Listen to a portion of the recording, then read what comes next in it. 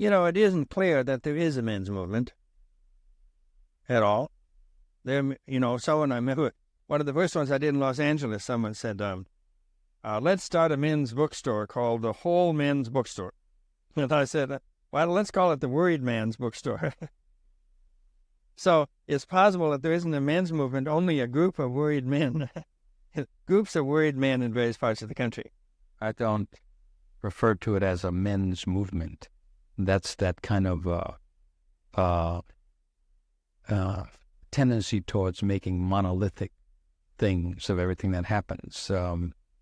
It's helpful to move the S and have men movements, so that what's going on is there's a lot of men moving around, because the way that we were moving up until 25 years ago doesn't work anymore. For the last decade, Minnesota poet Robert Bly and Seattle-based storyteller Michael Meade have been at the forefront of what some are calling a men's movement. Bly and Meade have worked together since 1981, teaching and performing at workshops and conferences across North America. In their popular men's workshops, they explore the spiritual side of manhood through poetry, storytelling, and discussion. They recently returned to Minnesota for the 6th annual Minnesota Men's Conference. In the next hour, you'll hear, in interviews and in a performance of poems and stories, some of their current thoughts on being a man.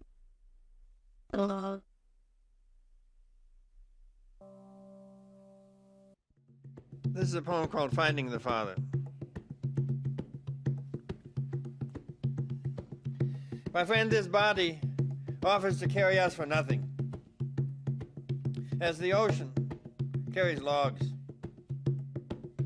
So on some days, the body wails with its great energy, smashes up the rocks, lifting small crabs that flow around the sides. There's a knock at the door. We don't have time to dress. He wants us to go with him through the blowing and rainy streets to the dark house. We will go there, the body says, and there find the Father, whom we have never met, who wandered out in the snowstorm the night we were born, and has lived since, longing for his child, whom he saw only once, while he worked as a shoemaker, as a cattle herder in Australia, as a restaurant cook who painted at night. When you light the lamp, you will see him. He is sitting there behind the door, the eyebrows so heavy, the forehead so light, lonely in his whole body, waiting for you.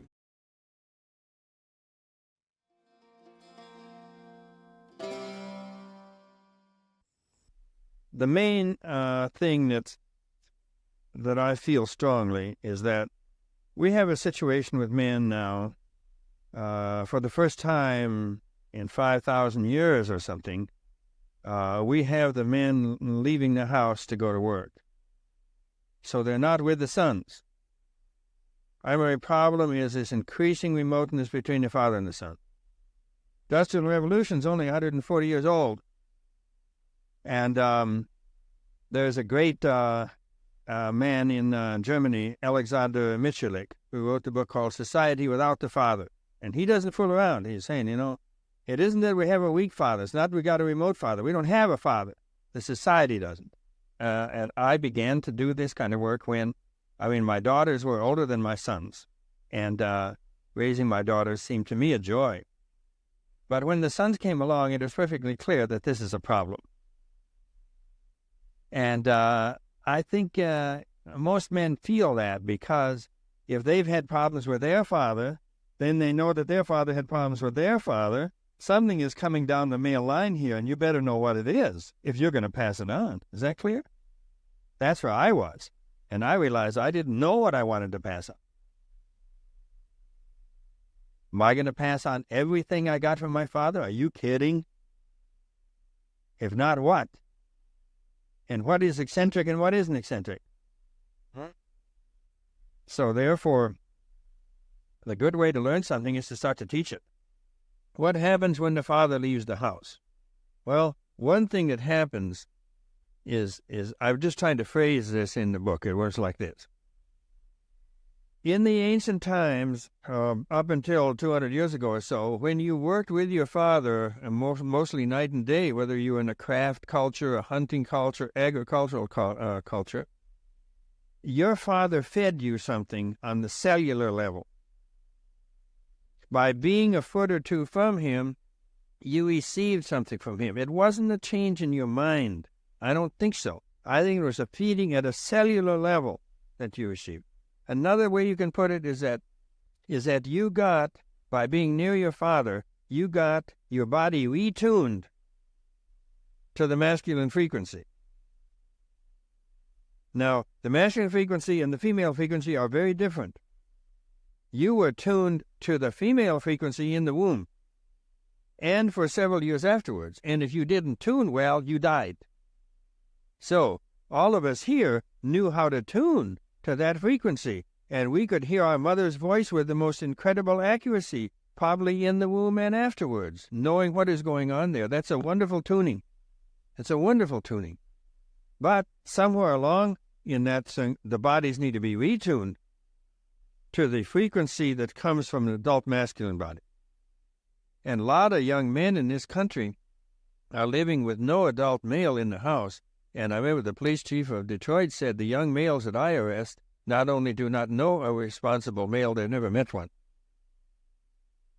So therefore, I mean, to me, the whole drug thing and all of that is connected with not the stuff being grown in Peru. It's connected with the father hunger that's so incredibly deep. It's in the cells. And so I just want to look for a moment at that grief that's in there for a lot of the young men in this country who have no fathers at all. So you've got all kinds of teenagers who don't know if they're men or women, and they try to retune their bodies. I mean, what you see in rock musicians are men trying to retune their bodies by tuning them to each other. It doesn't work very well. But you can see, and gangs are trying to do that. So young men are trying to learn masculinity from each other. But from the ancient point of view, that doesn't work. You can't learn anything from people your own age. And in any case, the ones that have the intense sense of the masculine in its joyful aspect, not in its domineering or pentagon aspect. In Australia, for example, are the old men, the Aborigines.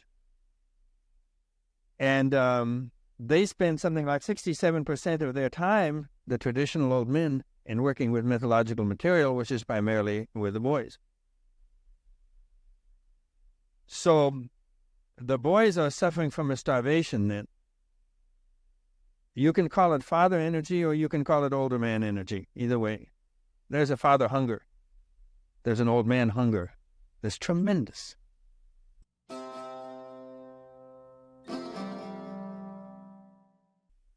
There's a certain wound that we get as men, partly because we do not get the father we want. James Hillman said, every father comes into the world with a certain way that he wants to father. And every son comes into the world with a certain way that he wants to be fathered. And what if they don't match? I wanted a really companionable father. I wanted a funny father. I wanted a father who was sort of excitable and enthusiastic and would carry me up into high laughters and into wild plots, and an Irish father in a way. But what I got was a father who was a serious, determined, and taught that there were certain bounds one couldn't go across, period. And a lot of the rest of it was silence. So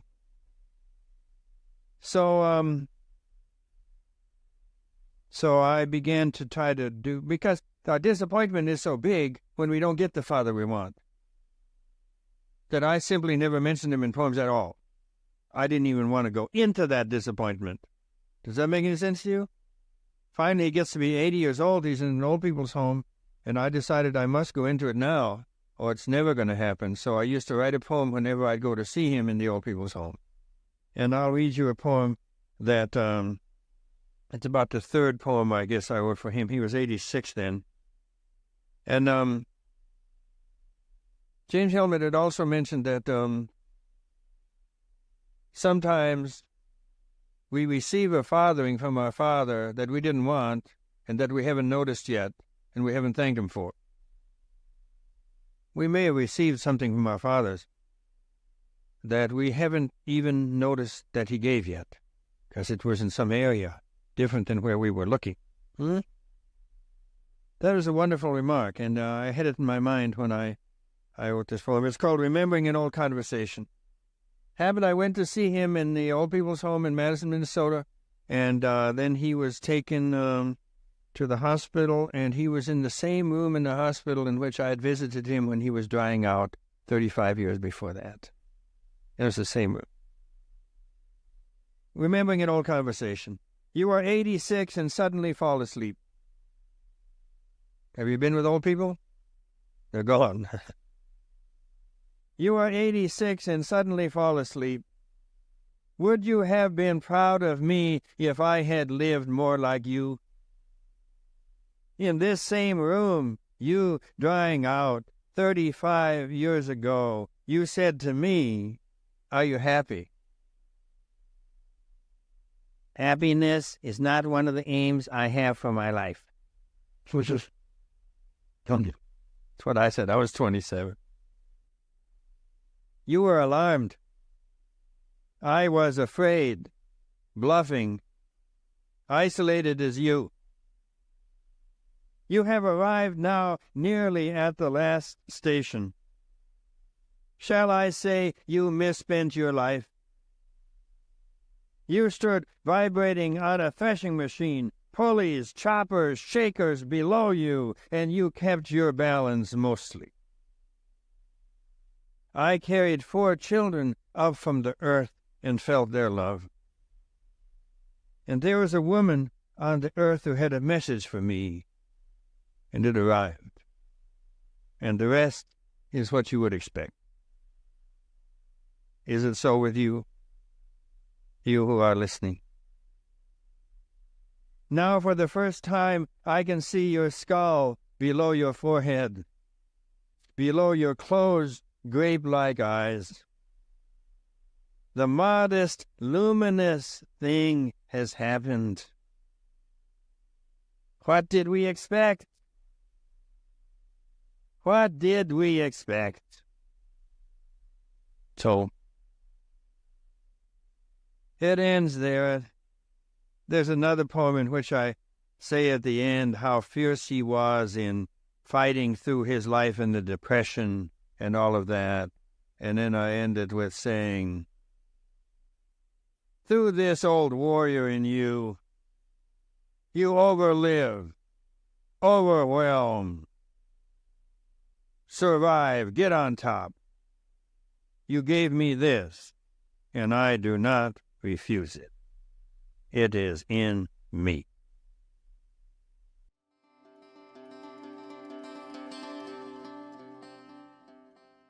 One of the issues for American men, I think, is that American men face most of their life alone.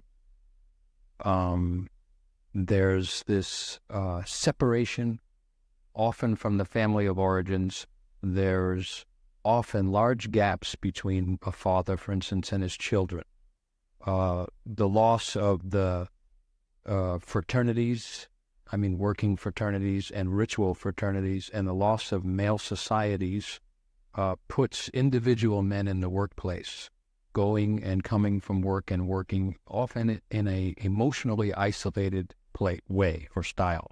Most of history, men have worked and played and danced with other men. Men have done things together. And this is a pretty recent thing, with men living great parts of their lives unrelated, not closely related, not linked in soul work with other men. Women maybe have it a lot worse in terms of the general cultural values, where they do have some more shared experience of the society is with other women. And so men maybe have the upper hand in terms of the values of the society, but they experience most of that individually and often in a loneliness. The prevalence of heart attacks in men at a fairly young age, you can turn that around and say that there's an attack on men's hearts.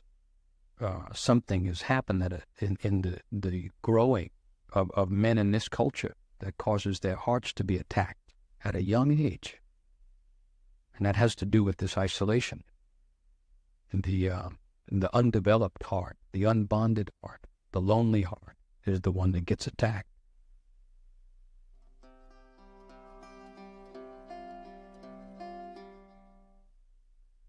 Men have always been loved for their activity. They go out, 2,000 years ago, and they invade the area of the animals, and they learn how to do that, and they kill them, and they bring them home, and they feed people. Or they become shamans, and they go into the area of the spirits, which is even more dangerous in the world of the animals. And they learn how to get along with, even outwit, hostile beings in the spirit world, and they heal. Men go out into the forest and start a farm all by themselves, or they start a business all by themselves.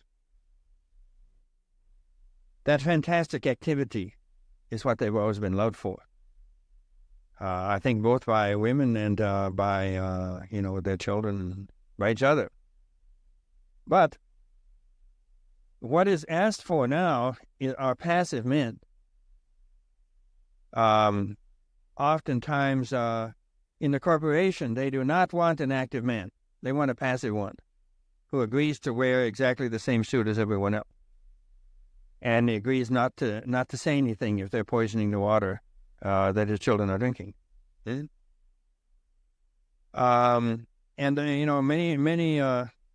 some at least, of the separatist feminists now want a man who is passive and domestic. If they want a man at all, he's got to agree not to have an ounce of aggression in him, otherwise he'll be attacked day and night. So, and the church has always wanted passive men. They're called Catholic priests. So, it's a horrendous situation. Women have not suffered such a deep shock, I think, because women, in a contrary way or opposite way, are becoming more active. They're coming out of a pool of vast passivity forced on them by church and state and cultural stuff. But as they look at that passivity and see how dangerous it was to them, they're coming out of it. But one curious example of the passivity, I think, is that the women's movement was tremendously helpful for women, I think, even those who didn't participate in it. And it gave a lot of gifts to everyone. A lot of energy has entered with that. At the same time, since they were coming out of a place of not expressing anger, and they began expressing anger, a lot of the stuff said was unfair about men. All men are rapists. All lovemaking is a rape, etc. All men are exactly the same. They all belong in the Pentagon. Now, one of the oddest things is that the men have not answered that. That's an example of a strange kind of passivity. And if the older men don't answer it, the younger ones have to assume it's true.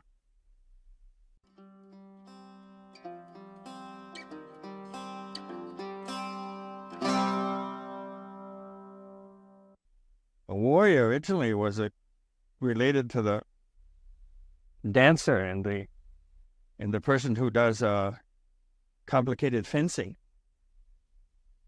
But when you get the machine gun and all that, the warriors are finished. And Robert Moore would say, now, men are hardwired with this. This is not software. And he said, you think you're going to get rid of the warrior and a man, you're wrong. And that's a mistake that the English socialists made before the Second World War. Men are hardwired there. What I'm hearing is what you hear everywhere now, that the distrust of men and of the masculine energy is pervasive. And that that's connected with a certain amount of brutality that has gone on, especially the last 100 years or 200 years, when war has become a mass destruction, and when it has become simple for someone without the training, without the discipline of the spirit, and without the depth of soul to can instantaneously annihilate many other people. With that fear, there's become a tremendous fear of the masculine in general. Is it, you mean that there isn't enough discipline in the way we look at the warrior? Or is it destructiveness that comes in? That it becomes simply brutality, and that it doesn't involve in the way of the old tribal cultures where, for instance, amongst the Irish, they would say, you don't give a man weapons until you've taught him how to dance. You don't teach a man the skills of war until you've taught him the skills of poetry, the skills of the soul. A man that can't say a poem shouldn't be armed at all. Men without ferocity don't feel right. As a matter of fact, most women like fierceness in a man. Women desire, I believe, to see a man that's moving in his life with some purpose. And by purpose, I mean something that's deep and meaningful and valuable to the whole community. That's what women want from men, I believe. That's what men want. Men want the similar thing for women, that men want to be with a woman who is moving with purpose in her life, too. The trouble is when that kind of movement starts, it's scary because there's power involved in it, often fierceness. So the old way was to connect that with beauty. So what I would say is if men are moving around only with weapons and they're not dancing and they're not making music and they're not dealing with images of great beauty, then I won't trust them either.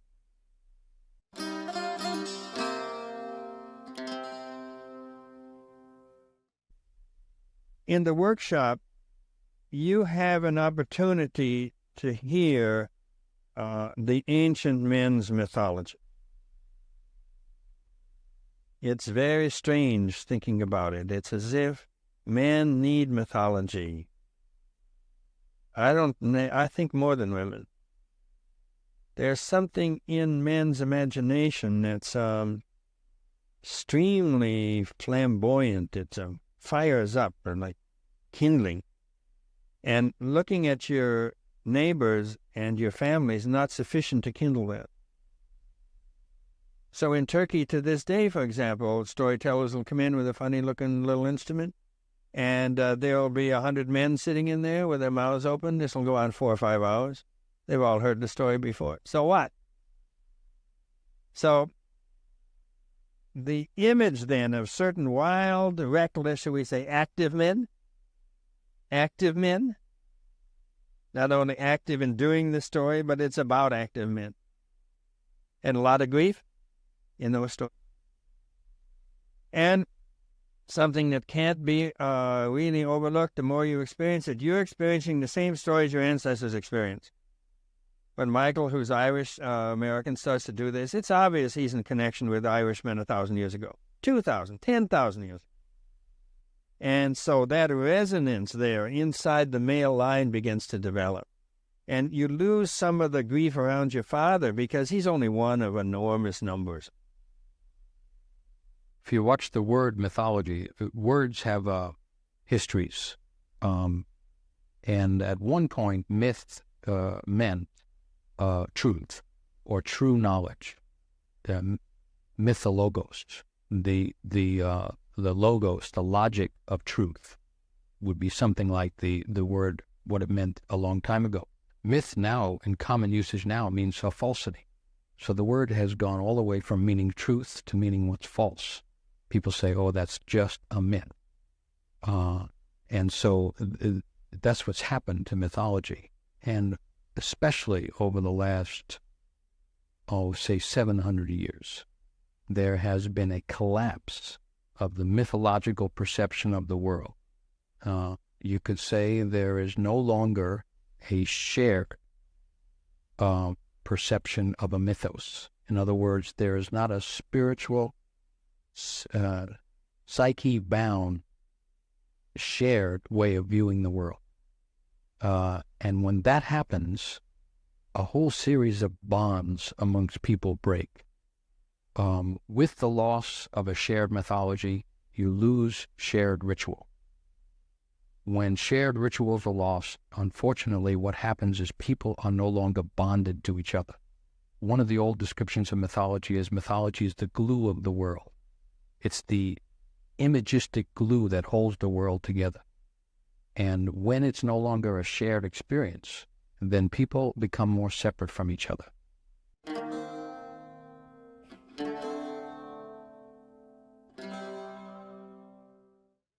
I've got a story. Want a story? Give us a story. With his father and the I'm son. sick of this talk. Give us a and all that story. stuff. Yeah, about the time for a story. Okay.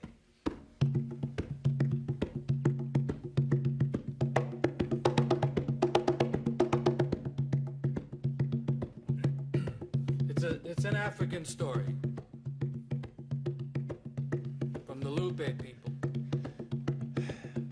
It's an old story. You know what they say? They say, once upon a time.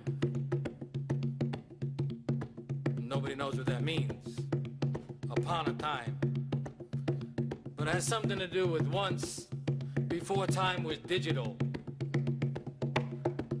Before time was caught and strapped onto people's wrists. That's right. Before time was captured and put on the steeple of all the churches, up in the highest point of all the villages, so that time dominated all the things going on below.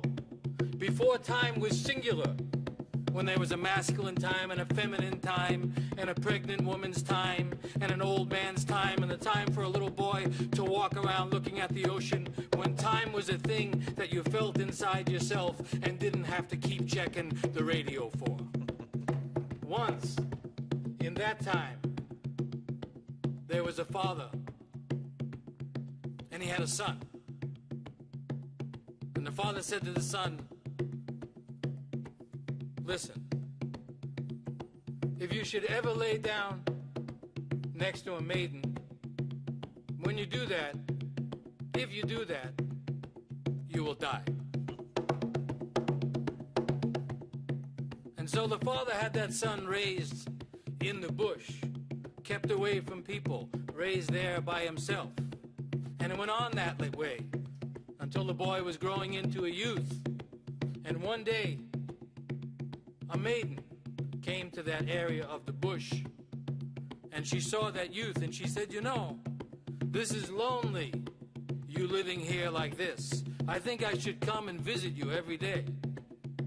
And the youth said, oh yes, I think this is a good idea, even though my father said if I should ever lay down with a maiden, when I do that, I would die, just as if a knife had gone into my heart. And the maiden said, well, if that's the case, then I won't come at all, ever. For I do not wish to harm you, and I certainly do not wish to kill you. But the youth said, oh, please do come. Come tomorrow. Please come. So the maiden said, okay, that's the way it is. I will come. And if you die, well, maybe you won't die altogether. And maybe I can bring you back into life. So the next day, the maiden came. After a time, the maiden and the youth, well, they lay down together. You know what happened? Do you know what happened? It was just as the father had said. When they laid down, the youth died. The youth was brought to the village. The father and the mother of that youth saw what happened, and they began to cry. They mourned and they wept. But the maiden herself, she went into the bush, deep into the bush, where the old man of the bush was, where the old hunter was. And she went to him and she said, here's what happened. It went like this and it happened like that, and the result of it is that the youth is dead. The old man in the bush said, listen, this is no problem. All we need is a fire and a lizard. And so he arranged for logs to be brought, to be piled in the village high. He arranged for them to be set on fire until the flames were leaping into the sky. And he got a lizard and he brought that as well. The lizard was placed into the fire. And then the old man said, here's the way it is. If the lizard burns up in the fire, then the youth will remain dead. If the lizard can be pulled out of the fire by someone here, the youth will come back into life. That's the way it is. Well, you can imagine. The mother of that youth had great feeling, and she went towards the fire to get the lizard out. But the flames were hot, and she could not penetrate them, and she came back. And the father of the youth, well, he was deeply involved as well, and he went forward and tried to get through the flames to the lizard, but could not make it, for he was driven back by the heat of the fire. But the maiden, she jumped right into the center of the fire. She grabbed the lizard and she jumped right out again and said, here it is. And at that moment, the youth entered life again. Pretty good, huh? Pretty good story, huh? You think that's the end of it? Oh, no. Something says it doesn't end there. What happened then was, the old man said, okay, now the situation is this. If this lizard continues to live, then the maiden will die. If this lizard is killed, then the maiden will live, but the mother of the boy will die.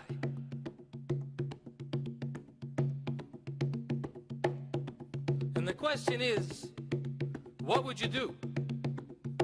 Kill the lizard and allow the maiden to live, or allow the lizard to live and cause the maiden to die? Kill the lizard and cause the mother to die? What would you do? It's up to you. You would kill the lizard? If the lizard dies, the mother dies. If the lizard lives, the maiden dies. And the question was put to the young men in the tribe. Now, of course, they're not speaking concretely. People have been jumping in and out of fires. Strange things have been going on. Talking metaphors, talking of issues of the psyche and issues of mythology. And you could say in a way that it's saying, unless this lizard dies, the youth will remain the son of his mother, and he will never see that maiden. He will never see her. She will die. He will stay in that state. So you're not talking about the mother actually dying here? Not at all. Well, let's go back a little bit, because the father gives some information to the son. Now, the son doesn't follow the direction of the father. Now, this has a resonance. If you remember the Garden of Eden, it went that way also. Snakes, lizards, dragons, they're similar. So there's something that is true that the father is saying, as it turns out, but it's not the truth for that son at that time. And his going into life means going against that advice of the father. the son has to make a move towards something in life that is dangerous. So you're saying that in a way, the father is not a pal here and never is, but the father says something and lays it down, and the son has to go against that to come into life. To come into life, into love, into many, many things. It's as if the father is saying that life is dangerous. Life, in life you find death, so don't go in. There's some way in which a father communicates that. For some reason, a man becomes a father, and he immediately starts to put rules and regulations and restrictions around everything he encounters. It comes with the territory of being a father. And so that's what a father does. Now, the son's in a completely different position. He has to get into the world in some big way. And so you could also say that the maiden, in a sense, is the old business of the soul. The son has to go out and encounter soul in the world, is one way to look at it. And when that happens, that son that was is dead. He dies. And so the soul is the only one who can do it. There's some relation to the soul, and when maiden is said, it implies beautiful maiden and so on. So that's why you don't say girl. I notice you say maiden in these situations. Yes. It's the same old maiden that's in the fairy tales and all of that. And that's what is a completely masculine story in the sense that there's no woman in it. The woman does not save him from the fire. It's a soul that saves him. His soul, is that right? I think for what we're doing now, we could look at it as the feminine soul aspect of the man. Now, just to jump to the end of it. Yep. What happens at this point, I think, is critical in the business of masculinity. In order for this youth, or any youthful parts of ourselves, to move out of the area of being a child into the area of relationship, let's say, the focus has to switch from the mother to some beautiful aspect of the soul, to some ideal, to something meaningful in life. And it's often done through a woman, through marriage or relationship. And it can be a woman, but it also is that business of the meaningfulness of the soul, the ideals. So if the son prefers the beauty of the mother, so to speak, to the beauty of his own soul, then that soul is going to die. Yeah. I was going to say, not the beauty, the comfort. Yeah, the comfort of going back home with the lizard and the mother and curling up by the hearth and doing all of that again. And it posits at the end of the story the necessity of the youth to kill. We're back into the warrior thing. He's going to cut that lizard. He's going to take the lizard out of life, even though the lizard has been part of what saved him. And he has to, along with that, maintain a vision of the maiden. It's the vision of the maiden that allows him to kill the lizard of childhood, the lizard of being held. And when they say mother, they don't mean biological mother. They mean all those things that mother. It can be welfare. It can be, anything that causes comfort and constant security or inertia. Thank you. Great story, Michael.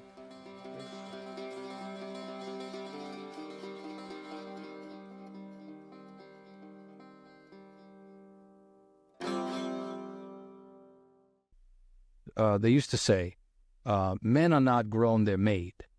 And most tribal and most cultures had initiations for the males. A distinct interruption of the childhood and a pulling of that youth into the world of manhood.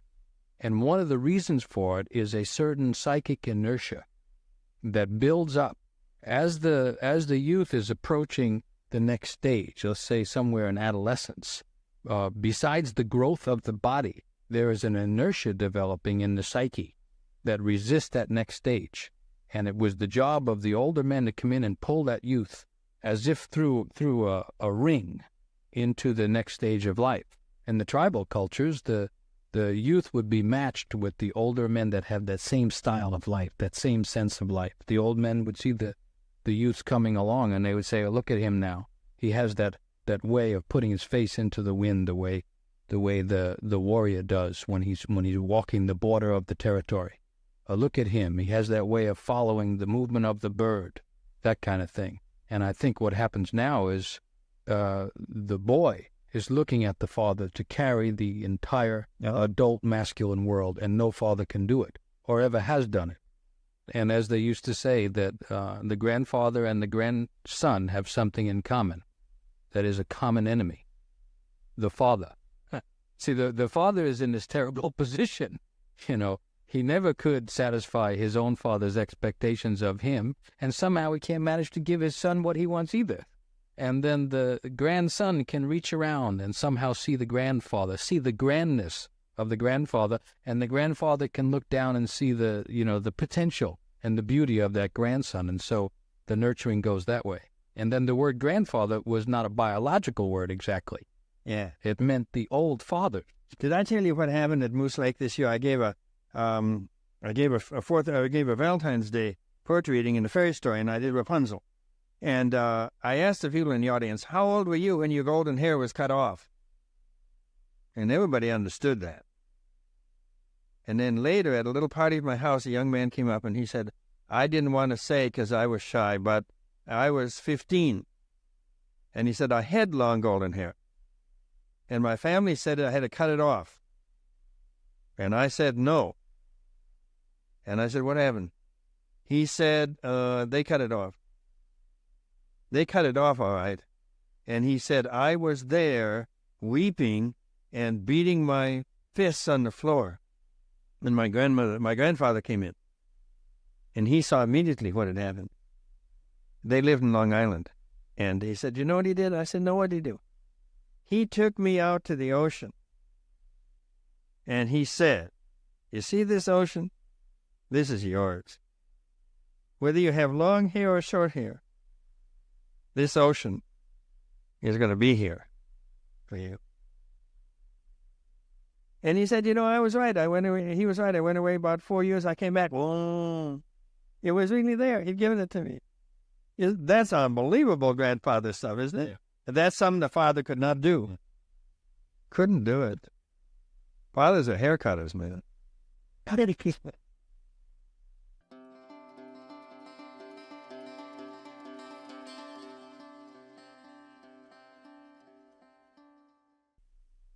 It's very rare to find a culture where a single man and a single woman have to explore all the great mysteries of life just between the two of them in some, unpaid for house in a suburb somewhere. This is a strange condition for a single man to be able to satisfy a woman's great desire for the wholeness of life. It is impossible, and it's impossible the other way around. If a man has other men to step back into being with, it's less likely that he's going to do the wrong thing or be harmful to that woman. The stakes are not so great. It's not, this is my only chance to get some kind of feeling connection. This is my only chance to get love. This is my only chance to be in relation. If men are with men, then if something's going wrong, the man can say, I think I better go be with the men. I think I better go get held there for a while. I think I better go stand and do that, or else go have some activity with the men. And then let's try this again later. What is gained by a workshop when men are alone together? First of all, one thing you notice is that men will say many things that they will not say if women are present. And women found this out a long time ago. That's one reason. The women always met alone. Because women will say many things if men are not present. It's so easy for each sex to shame the other. So, but I'd say something like this. First of all, a part of the experience is simply having 80 or 90 men alone and being together with them for a week. I had never experienced anything like that. And then simply the shock of being there with a whole group of men in which the subject is not, is this the right kind of 3.2 that we're drinking, or are we a part of 30,000 passive men watching 22 active ones down on the football field? The subject is really soul when you're in one of these.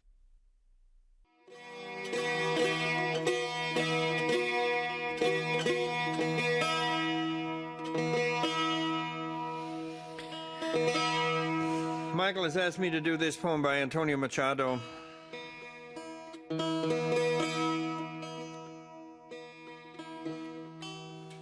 Which brings up the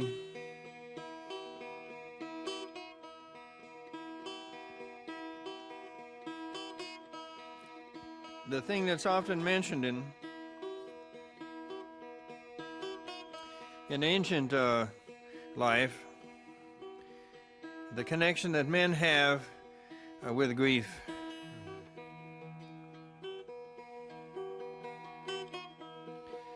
And it's thought that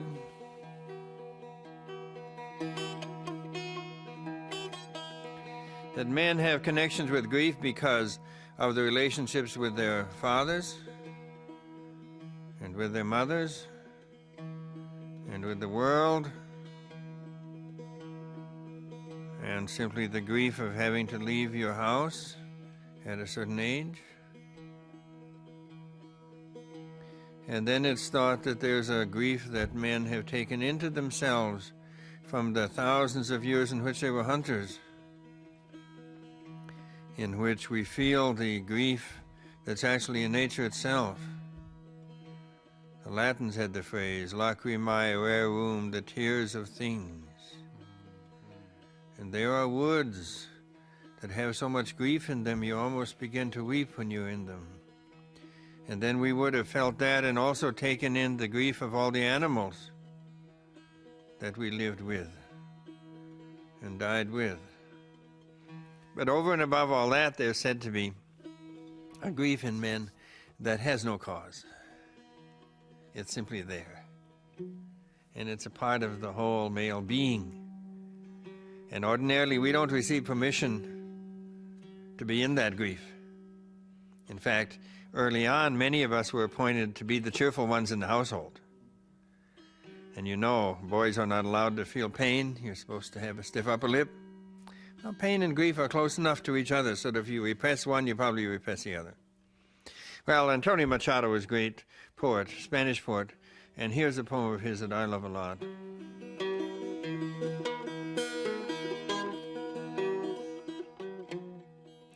The wind one brilliant day called to my soul with an odor of jasmine. And the wind said, in return for the odor of my jasmine, I'd like all the odor of your roses. Machado was about 35 at the time. He'd been working as a high school teacher for 2 or 3 years. He wasn't sure he had a soul. And he said, I have no roses. All the flowers in my garden are dead.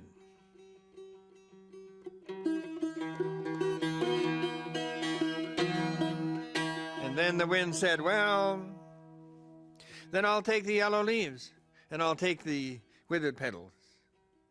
And the wind left. And I wept.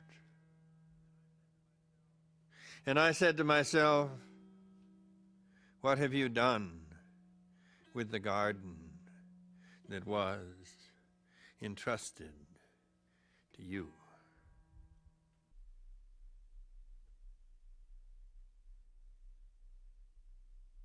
I love the poem because it makes wonderful use of the image of the garden. I mean, that's the walled garden, which was entire when we were children. Had good, firm walls, and there were cultivated pears and things in there. And what happened to it? What have you done with the garden that was entrusted to you? And I like the way it simply sinks down into grief and doesn't try to wiggle out of it at the end.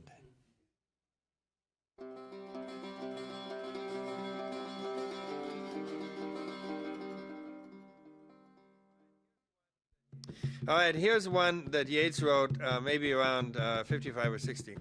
And we were talking here about the grief quality in men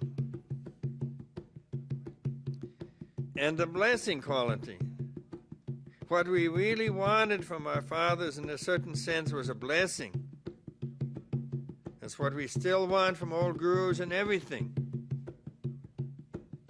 And so it's a feeling that it's one of the function of old men to do blessing. And young men are hungry for that blessing. But it's as if you have to go through a lot of grief before, what do they say? When the student is ready, the teacher comes? When your grief is well enough developed, then the blessing comes. And so Yeats has got a wonderful poem here. My 50th year had come and gone. I sat a solitary man in a crowded London shop. An open book, an empty cup on the marble tabletop. Now, here's a great poet, so he didn't leave out any details. You're not going to get the blessing if you stop reading. You ready? And you're not going to get there before 50 either. I'll do the first stanza again, then give you another one. My 50th year had come and gone. I sat a solitary man in a crowded London shop. An open book, an empty cup on the marble tabletop. While on the shop and street I gazed, my body for a moment blazed, and 20 minutes, more or less, it seemed so great my happiness that I was blessed and could bless. He lived over 50 years to have that 20 minutes when he knew that the lizard was gone. The soul had done it. The soul had gotten the lizard out. Right? And he was never a big blesser, you know. He was a kind of, Maud Gunn wouldn't sleep with him. She said, you're kind of a literary creep, but you're going to do it. I'm going to do that. We'll do one more Yeats. Yeah, good. This will be Yeats. One of the things we both love is William Butler Yeats. He was really Norwegian, but... The second half of a poem called A Dialogue of Self and Soul. It's a serious question. Do you want to be born again? You willing to go through all this again?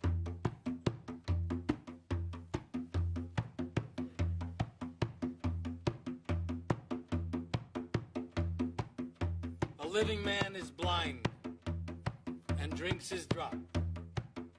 What matter if the ditches are impure? What matter if I live it all once more? Endure the toil of growing up, the ignominy of boyhood, the distress of boyhood changing into man, the unfinished man and his pain brought face to face with his own clumsiness. The finished man amongst his enemies, how in the name of heaven can he escape that defiling and disfigured shape? The mirror of malicious eyes casts itself against his eyes until at last he thinks that that shape must be his shape. And what's the good of an escape if honor find him in the wintry blast?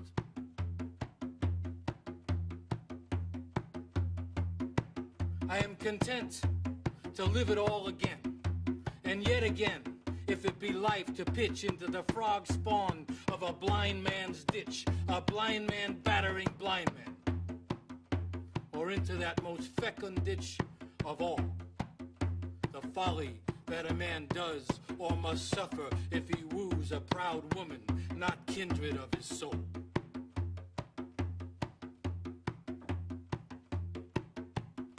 I am content to follow to its source.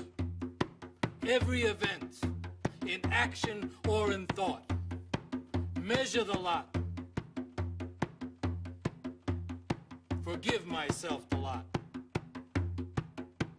And when such as I cast out remorse, so great a sweetness flows into the breast that we must laugh And we must sing. We are blessed by everything.